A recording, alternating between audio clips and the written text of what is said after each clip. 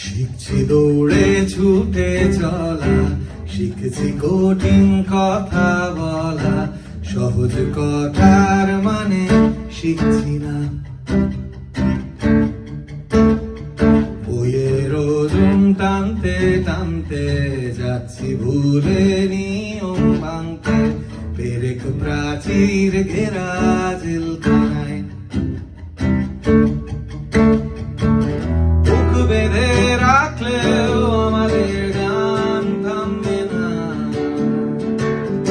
এখন অনেক হলো আর আটকাতে পারবে না, মুখ লুকিয়ে থাকতে দেব না।